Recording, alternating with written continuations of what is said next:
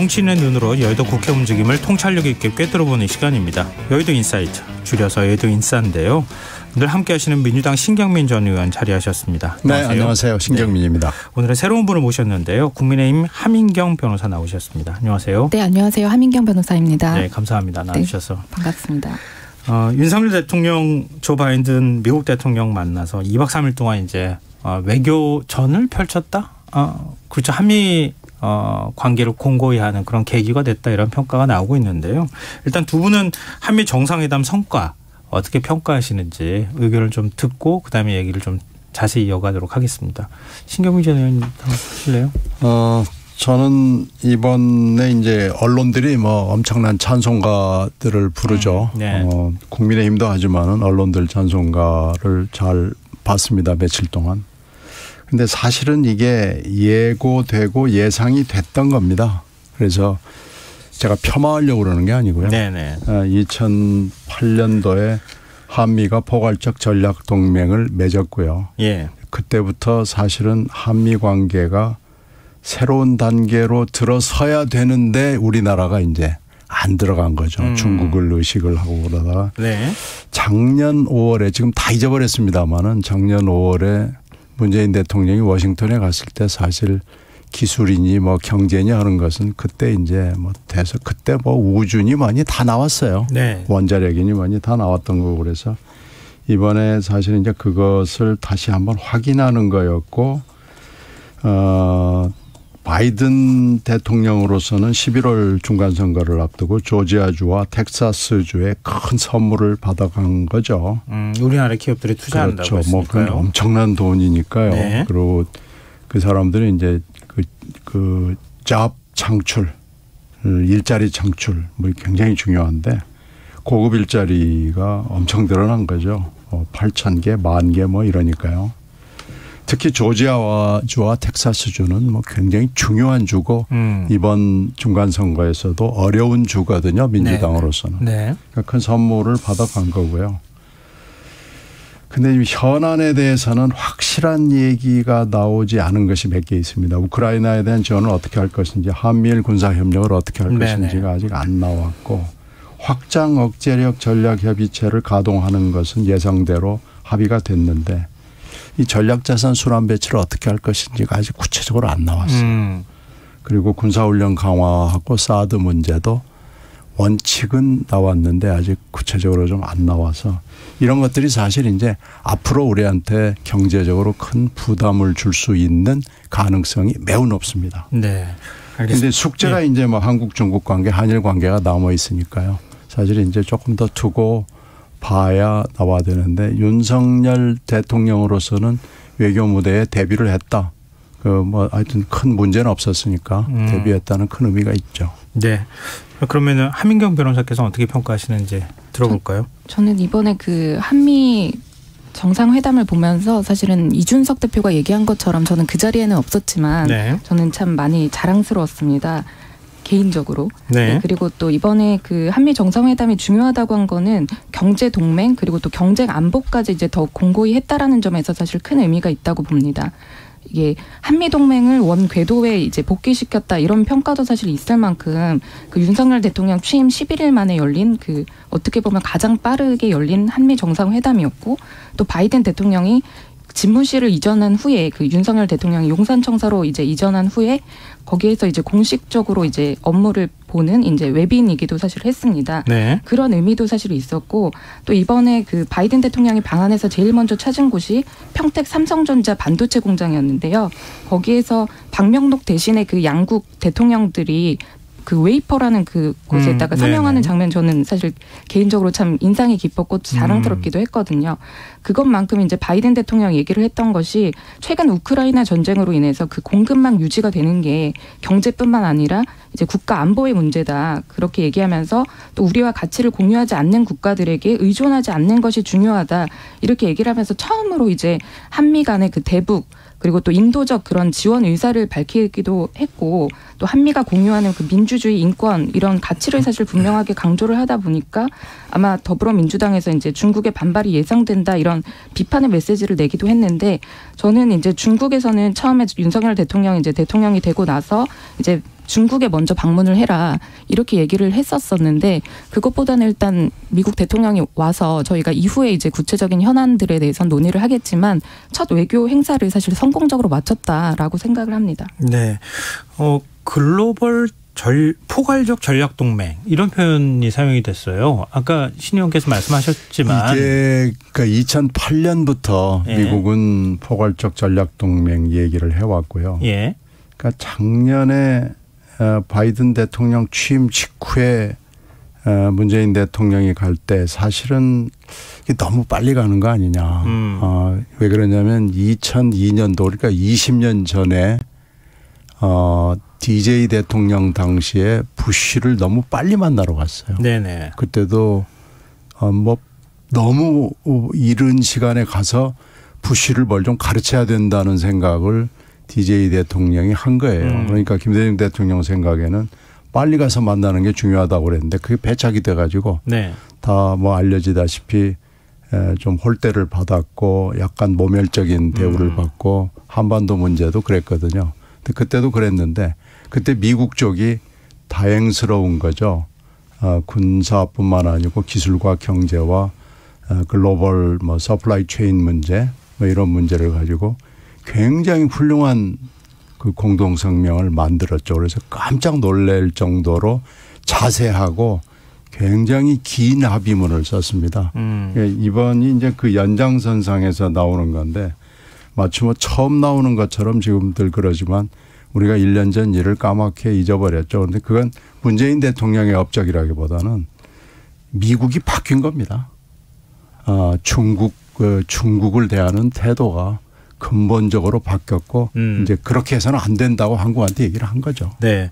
근데 지금 이제 한민경 변호사께서도 방금 전에 말씀하셨지만 한미동맹을 원궤도 위에 올려놓았다 이런 표현을 사용하시고 글로벌 포괄적 전략동맹이라는 뭐 이런 개념이나 그런 점에서 경제안보동맹으로까지 진화했다. 그건 성과 아니냐 이렇게 지금 얘기를 하고 있거든요. 미국이 지금 원하는 방향으로 가고 있는 거죠. 그리고 지금 미국이 원하는 방향으로 가고 있다. 미중 관계가 너무 지금 나쁘고 뭐가 터질지를 모르기 때문에요. 네. 작년 공동성명에서 어떻게 보면 깜짝 놀랄 일이 대만 해협의 평화 안정이 중요하다는 구절이 우리나라와의 공동성명에 처음으로 들어간 거예요. 예. 그래서 저는 이번에 어떻게 들어갈까 하고 굉장히 주의 깊게 봤는데 그 문구를 거의 그대로 카피했더라고요. 근데 지금 그러면 뭐 또 저도 그 한 변호사께 질문을 좀 드리고 싶은데요. IPEF 참여하는 문제도 그렇고요. 만약에 우리가 미국하고 좀 더 밀착하게 될 경우에 한미 동맹을 강화하는 건 뭐 그건 너무나 당연한 거다 이렇게 또 뭐 야당 쪽에서도 얘기할 것 같은데요. 중국이 반발하는 것. 우리 이제 중국하고 경제적인 문제로 많이 얽혀 있기도 하고 안보뿐만 아니라 그렇잖아요. 근데 좀 균형 외교를 했었어야 되는 거 아니냐 이런 지적에 대해서 어떻게 보십니까? 사실 이제 외교의 이제 첫 행사였고요. 네. 그렇기 때문에 또 외교부에서도 얘기를 한 것이 이번에 뭐 한미 동맹을 공고히 했다라는 것이 기존의 뭐 중국과의 관계를 해치거나 이런 부분을 사실은 하는 것이 아니라 예. 더 가까운 곳이 중국이기 때문에 앞으로 이제 중국과도 이렇게 동맹을 더 이제 공고히 하겠다 이런 부분을 밝히고 있는 만큼 또 구체적인 내용이 아까 그 신 의원님이 말씀하신 것처럼 아직 나오지 않은 상황이거든요. 네. 모든 면에서. 그래서 아마 앞으로의 대중 외교도 저희가 한번 지켜보는 것이 어떨까 그런 의견입니다. 네, 알겠습니다. 이거 하나만 좀 질문 드리고 그다음에 지방선거 얘기로 좀 넘어갔으면 좋겠는데요. 이번 한미 정상회담을 계기로 윤석열 정부의 성평등 인식이 다시 또 특히 외신을 통해 가지고 도마에 오르는 상황이 됐는데요. 남성 편중 내각을 지적하는 워싱턴 포스트 기자의 돌발 질문에 윤 대통령이 여성들이 장관 위치까지 많이 올라오지 못했다. 이런 취지의 답변을 했습니다. 워싱턴 포스트에서 이제 비판적으로 기사를 썼다고 지금 알려지고 있는 상황인데요. 두 분은 이 발언을 어떻게 평가하시는지 말씀 좀 듣고 싶습니다. 워싱턴 포스트의 그 기자는 한국계 기자고요. 네. 그리고 백악관 출입 기자입니다. 네, 미국의 유수한 언론의 백악관 출입 기자라고 그러면은 사실 그 사람이 뭐 뭘 했던지 간에 뭐 일단은 그쪽 언론계에서 인정을 받는 사람이고요. 그 질문은 사실은 뭐 깜짝 놀랄 돌발적인 질문인 것은 맞죠. 근데 이제 그 질문을 원래 좀 차단을 하려고 그 강인선 대변인이 여러 가지 뭐 제약을 두었어요. 자국의 기자 자국의 대통령에게만 해라. 그리고 한 기자의 한 질문만 해라. 뭐 그러는데 팔로우업 질문에서 이제 그 질문을 한 거거든요. 네. 그러니까 그건 처음부터 그런 룰을 만드는 것은 잘못된 거였다는 지적을 제가 일단 하고 싶고요. 네. 더군다나 미국에서 오래 근무를 했던 강인선 기자 출신인데 워싱턴 특파원 오래 했었죠. 뭐 저하고도 좀 잠깐 겹칩니다. 그러니까 미국 언론한테 그런 룰을 얘기한다는 건 조금 다 아는데 비상식적이거든요. 네네. 그런 룰 아무리 얘기해봐야 미국 기자들이 그런 거 귀뚱으로도 듣지 않습니다. 근데 이제 그 WP 백악관 출입 기자가 그런 질문을 했으면 사실은 좀 성숙한 답변을 했어야 되는데 그 페미니스트들이나 여성학자들이 제일 싫어하는 답변을 한 거예요.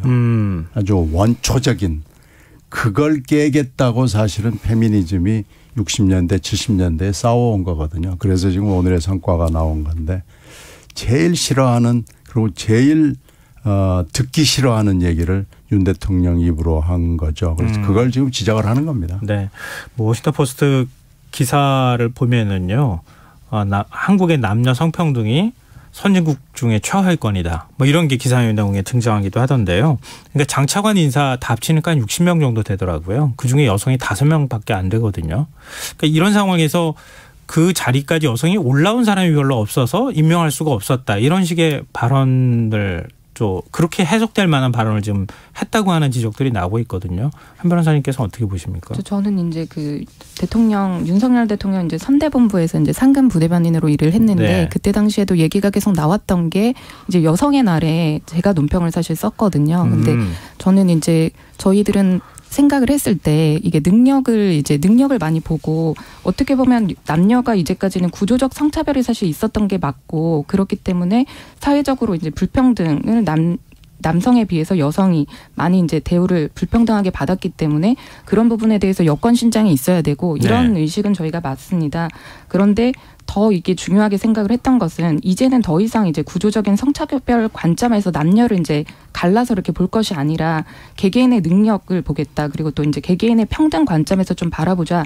이런 관점이었던 것 같습니다. 네. 그런데 이번에 실제 이제 내각이 구성되고 보니까 정말로 아까 말씀하신 것처럼 남성 편중 정말 심하게 좀 남성 편중이 된 것이 사실이었고 그리고 그 질문 자체를 이제 막으려고 했는지는 모르겠지만 그 질문이 사실 있었을 때 다 돌발 질문이라고 생각을 했고 윤석열 대통령이 또 이제 몇 초간 이렇게 멈췄다가 이제 대답을 했는데 여성들이 장관 위치까지 많이 올라오지 못했다. 기회를 더 보장하겠다. 이런 취지의 답변을 사실 했던 것은 아마 윤석열 대통령이 아마 내가 구성된 것을 사실 보고 이제까지 좀 고민을 조금 많이 해서 이게 현실적인 답변으로 좀 내놓은 것이 아닌가. 좀 윤석열 대통령 같은 경우에는 이제 좀 많이 투박하게 이렇게 대답을 하는 그런 버릇이라 그럴지 모르겠는데 그런 부분이 있어서 아마 내각이 구성된 것을 보고 이제 좀 기회를 좀 더 보장을 하겠다라는 그런 취지로 답변을 한 것으로 보입니다. 네, 두 분의 입장을 듣는 것으로 이 얘기는 좀 정리를 하겠습니다. 또 뭐 하실 말씀 있으시면은 하셔도 됩니다. 여성 문제뿐만 아니라 그 기용한 남성들도 특정 학교나 특정 지역에 너무 편중이 돼가지고 윤석열호가 성공하려면은요. 이걸 깨야 될 거예요. 지금 여성 문제도 그중에 하나고요.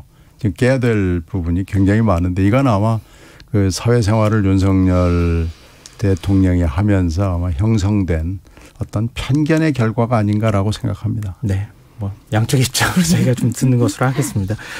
아무래도 지금 지방선거 앞두고 있는 상황에서 뭐 불과 한 열흘 남았다고 해도 과언이 아닐 것 같은데요. 한미 정상회담이 열렸습니다. 아무래도 지방선거에 영향을 좀 미치겠죠. 물론 주죠. 2018년도 선거가 이제 국민의힘 쪽에는 악몽이죠. 싱가포르 합의를 하고 미국 대통령과 김정은 위원장이 악수를 하고 뭐 성명을 내놓은 상태에서 바로 사흘 뒤에 다음 날인가요? 네, 6.13 지방선거인데 6.12 싱가포르 회담이었잖아요. 그렇게 있었기 때문에 아마 뭐 만나고 어쩌고는 한 그 전이었을 거예요. 그러니까 싱가포르 회담이 지금도 악몽으로 돼 있고 그 선거 결과가 그렇게 돼 있잖아요. 뭐 광역은 물론이고 기초단체장까지 뭐 거의 싹쓸이를 했기 때문에 지금 아마 2022년 4년 후의 선거는 싱가포르 비슷한 것이 국민의힘에게 브레싱을 줬으면 하고 아마 기도하고 있을 겁니다. 근데 뭐 그렇게 될지 안 될지 모르겠습니다만은 네. 영향을 주는 건 뭐 당연하죠. 뭐 이론의 여지가 없으실 것 같은데요. 저도 영향 당연히 크게 미칠 거라고 생각하고 또 한편으로는 6일 지방선거에 크게 이제 파급력이 있었으면 좋겠다라는 기대감도 있습니다. 민주당 입장에서 견제를 해야 되는 상황인데 영향을 미친다고 그냥 얘기를 해버리시니까 뭐 분위기는 그렇게 가고 있는 거 아닌가 하는 생각도 좀 들기도 하고요. 이 영향을 막을 길은 없을 거예요. 네. 그러니까 이걸 이제 최소화하고 뭐 여러 가지 조치를 취하는 거 외에는 민주당으로서 다른 방법이 없습니다. 네. 이제 9일 앞으로 6일 지방선거가 다가왔는데요. 국민의힘 의원 전원이 사전투표를 나서기로 했다고 알려지고 있거든요. 네. 근데 보통 이제 예전에는 사전투표보다 본투표율을 올리기 위해서 더 노력을 했던 적도 있었는데 사전투표는 아무래도 젊은 층이나 국민의힘에 좀 비우호적인 지지층이 많이 나와서 투표한다고 그랬는데 그게 어느 순간부터 사전투표부터 투표를 독려하기 시작했어요. 이번에도 이제 적극적으로 투표를 독려하고 있는데요. 그렇죠. 투표율이 그만큼 큰 변수가 될 수 있다. 이렇게 보시기 때문인 거죠? 네, 그런 것 같습니다. 네. 저희도 이제 다 대변인실에서도 다 사전투표 저희가 갔다 오고 했는데 네. 일단 투표율이 좀 가장 이제 중요하다고 생각하는 것은 이제 정권 교체나 이런 부분을 좀 많이 요망하는 이제 국민들이 많다 이렇게 생각을 했었던 그런 대선이기 때문에 대선 네. 때도 그랬던 것처럼 이번 6일 지방선거 때도 아마 이제 국민들이 조금 많이 힘을 실어주시는 게 필요하다 이래서 사전투표를 좀 독려하고 있는 것 같습니다. 이게 투표율이 보통 이제 대선은 70% 후반 나오잖아요. 그렇죠. 근데 지방선거는 잘 나와요, 60%? 55 전후예요. 네, 55%. 지난 네. 이제 2018년 지방선거 때가 60.2%. 네, 좀 많을 때가 60이고요. 예. 아니면 55 정도, 뭐 어떤 때는 50을 좀 넘을 경우인데 사전투표 얘기를 해보면은 2014년부터 아마 이게 도입이 됐을 거예요. 그리고 이게 이제 전국적으로 어디서나 투표할 수 있게 그때부터 바뀌었을 거예요. 네. 그런데 이제는 고착이 된 것 같습니다. 그래서 투표율이 사흘로 늘어난 셈이 됐잖아요. 투표율이 사흘이어서 네. 사전투표가 높다는 것이 어느 특정 정당에 유리하다라고 해석하는 것은 이제 좀 촌스러운 일이 돼버렸어요. 근데 투표율이 60% 정도면은 네. 자기 지지층을 얼마나 투표장으로 많이 나오게 하느냐. 이거는 영향을 좀 미칠 수 있지 그러니까 않겠습니까? 많이 나오는 게 오히려 낫다고 보는 거죠. 지금 이제는 뭐 사전투표는 뭐 위험하다 어쩌고 저쩌고 하는 얘기들은 이제는 근거가 없는 걸로 대충 증명이 돼가고 있는 거 아닌가 싶네요. 민주당도 적극적으로 지지자들한테 좀 물론입니다. 네, 투표 독려하고 투표를 좀 거죠? 많이 하는 것이 좋죠. 알겠습니다. 인천 계양을 국회의원 보궐선거 얘기 좀 안 할 수가 없는데요. 민주당 이재명 후보가 국민의힘 윤형선 후보와 오차범위의 접전을 펼치고 있다. 이런 여론조사가 잇따르고 있는 상황이에요. 이게 뭐 여론조사가 정확한 거냐 아니냐 뭐 이거 가지고도 사실 논란이 좀 있기도 했는데요. 민주당에서는 일단 이런 그 여론조사 결과를 어떻게 평가하고 계십니까? 처음에 나온 건 이제 5월 12일 정도인가 나온 거는 10%포인트 앞서는 거였잖아요. 네. 그때도 이게 더 차이가 벌어졌어야 되는데 라는 얘기들이 있었죠. 왜 그러냐면 그때 똑같은 여론조사를 분당을 해서 했는데 60이 나왔거든요. 그 안철수 후보가. 네. 그러니까 그리고 격차가 뭐 20% 이상 포인트 났기 때문에 이거 좀 이상하다라는 느낌들을 가지고 있었는데 이제 그 뒤에 21일, 22일 나온 몇 개의 여론조사에서는 조금씩이라도 하여튼 치게 나왔단 말이에요. 예. 지는 걸로. 그래서 여기에는 원인이 있는 거예요. 그래서 뭐 이제 명분론에서 일단은 이재명 후보가 좀 딸리는 거죠. 밀어내기 공천. 그러니까 서울시장으로 송영길 후보가 가고 그 자리에 들어갔는데 이게 김은혜 후보가 또 갑자기 후보가 지사 후보가 되면서 예. 분당이 비어버리는 그러니까 좀 분당이 지역구인 사람이 계양까지 인천까지 와야 된다는 이 명분에서 좀 딸리는 거고요. 또 하나는 이쪽이 지금 인천에 사실은 호남 인구가 많은 호남 벨트에 해당하는 지역구니까 좀 쉽게 본 거죠. 네. 그런데 이 윤영선 후보라는 분은 20대와 21대 선거에서 송영길 후보에게 지긴 졌습니다만 31%, 38%를 얻어서 자기 표가 있는 거예요. 그게 한 3만 표가 좀 넘습니다. 그러니까 자기 표가 확실히 있고 또 선거에서 의원 선거와 대선은 많이 다릅니다. 그런데 지금 대선처럼 지역구 의원 선거를 하다가 보니까 네. 선거운동 행태에서 여러 가지 지적을 받은 거죠. 그래서 좀 반성을 하고 네. 새로 정비를 해야 될 겁니다. 네. 지금 그 오차범위내 접전을 벌이고 있다 이런 여론조사를 제가 언급해드렸는데요. 모노 커뮤니케이션즈가 경일부 의뢰로 지난 20일부터 21일까지 이틀 동안 인천 계양을 거주 만 18세 이상 남녀 500명을 대상으로 실시한 여론조사에서 이재명 후보가 46.6 그리고 지금 윤 후보가 46.9 이렇게 나왔고요. 한국정치조사협회 연구소가 기울부 의뢰로 20일부터 21일까지 이틀 동안 인천 계양을 거주 만 18세 이상 남녀 501명을 대상으로 실시한 조사에서는 이재명 민주당 후보가 47.4, 윤영선 후보가 47.9% 이렇게 기록했다. 이걸 근거로 해서 제가 말씀드렸다. 이런 말씀 드리고요. 자세한 내용은 중앙선거여론조사 심의위원회 홈페이지를 참조하시면 됩니다. 예. 국민의힘에서는 어떻게 보고 계시는지도 제가 듣고 싶습니다. 사실 이 여론조사 결과가 국민의힘에서도 되게 놀랐고, 근데 국민의힘에서는 네. 이제 고무적이라고 생각을 하는 것 같고, 그다음에 이게 여론조사 결과가 뭐 틀릴 수도 있지만 결과를 보면 근데 일단 여론조사 결과가 되게 중요하다고 이제 보이는 것은 네. 어떻게 보면 이재명 후보가 어떤 명분도 없이 이제 선거 패배 이제 대선 패배 책임을 져야 되는 대선 후보인데 어떻게든 이제 그 국회의원으로 선출되겠다 그래서 큰 일을 하겠다라는 그런 얘기를 하면서 사실은 인천 계양을에 나가면 무조건 이제 더불어민주당이 뽑힌다 이런 이제 이야기가 있고 비난이 있음에도 불구하고 이제 나왔잖아요. 네. 그런데도 여론조사 결과를 보니까 지금 이제 오차 범위 내에서 그 윤 후보가 사실 이기는 그런 여론조사도 나온 것도 보았고 아마 그래서 이재명 후보가 그 원인을 이제 이재명 후보는 민주당이 이제 지지율이 급락했기 때문이라고 이렇게 얘기를 했지만 네. 사실 그거는 책임 회피성 발언이라고 생각이 들고 이 부분에 대해서 누구보다 책임이 있는 사람이 사실 이재명 후보라고 생각이 들고요. 네. 그다음에 총괄 선대위원장으로서 사실 책임을 져야 된다고 생각이 듭니다. 왜냐하면 누가 가도 이제 더불어민주당이 뽑힌다라는 그런 인천 계양을에서 이제 기분이 나쁘다. 뭐 이제 민주당이 이제 오만하다 뭐 이런 이야기가 사실 있고 그럼에도 불구하고 이제 이재명 후보는 여론조사 결과가 그렇게 나와도 지금 현재 다른 지역에 유세를 하고 다니고 있는데 그 지역 국회의원을 이제 뽑는 그런 자리인 만큼 이제는 좀 옛날이랑 달라졌다는 생각이 들거든요. 지역을 위해서 일할 수 있는 국회의원을 뽑아야 된다. 뭐 큰 인물을 뽑는다기보다 지역을 위해서 실제 일해 줄 수 있는 국회의원을 뽑자.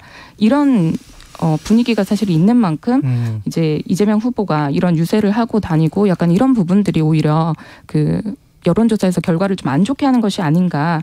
그리고 또 더불어민주당이 계속 집권을 해왔는데 이제까지 발전이 없었다. 인천 계양을 얘기를 하면서 네네. 이제 본인이 거기 국회의원이 되면 이제 발전을 하겠다 이렇게 얘기를 하면서 오히려 그럼 그동안 집권을 해왔을 때 뭘 했느냐. 앞으로 정말 이재명 후보가 송영길 그 의원 대신에 이제 의원이 되면은 정말로 그 인천 계양을이 정말 나아질 것이냐 이런 회의감이 사실 종합적으로 반영된 그런 결과라고 사실 생각이 듭니다. 네, 좀 함경 변호사 말씀 들었고요. 혹시 신경민 전 의원 말씀하실 분이 있으십니까? 아니 제가 아까도 말씀드린 바로 명분이 좀 딸리는 건 맞는데요. 네. 명풍이 있을 거다라고 기대했던 사람이 당 안에는 반반입니다. 말을 안 했을 뿐이지. 네.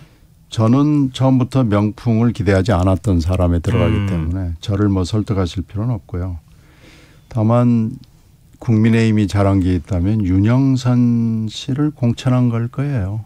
그게 이제 명분이 없는 것을 확 드러나게 해주는 공천을 했고 만약에 윤희숙 씨를 공천했다 그러면은 뭐 거의 비슷비슷한 싸움이 됐을 거예요. 그런데 저도 윤영선이라는 분을 잘 몰랐는데 네. 그래서 계양을을 쭉 이렇게 찾아봤어요.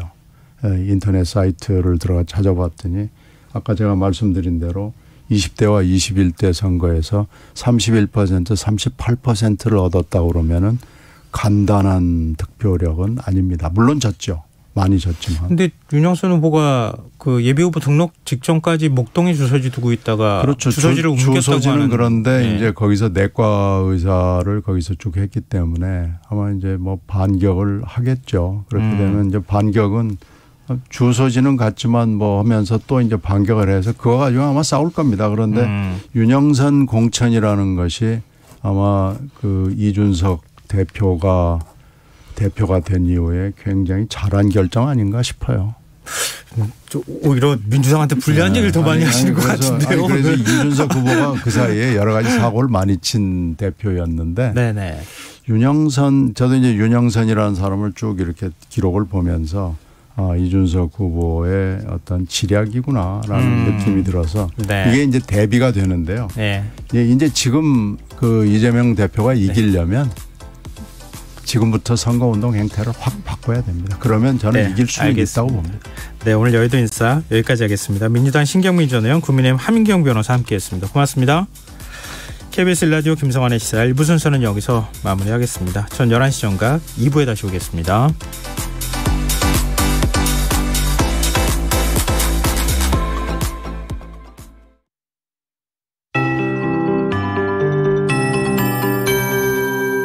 KBS 58분 날씨. 내일은 전국이 대체로 맑겠습니다. 새벽부터 아침 사이 강원 영동을 제외한 중부지방과 전라권에는 가시거리 1km 미만의 안개가 끼는 곳이 있겠습니다. 교통사고 발생하지 않도록 주의하시기 바랍니다.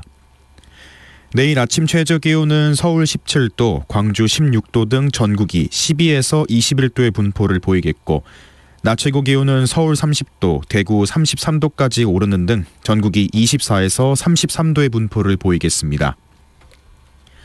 내일 전국의 미세먼지 농도, 수도권은 나쁨, 그 밖의 권역은 좋음에서 보통으로 예상됩니다. 모레까지 기온은 평년보다 2에서 5도가량 높아 낮에는 여름 더위가 찾아오겠고 목요일 중부지방에 비가 내리면서 일시적으로 주춤하겠습니다.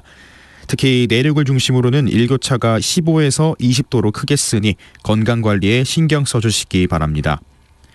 또한 제주를 제외한 전국의 오존 농도가 나쁨에서 매우 나쁨 수준으로 예상됩니다. 햇볕이 강한 낮 시간대 외출은 피해 주시는 게 좋겠습니다. 서울의 현재 기온 20도, 습도는 73%, KBS 58분 날씨 박성준입니다.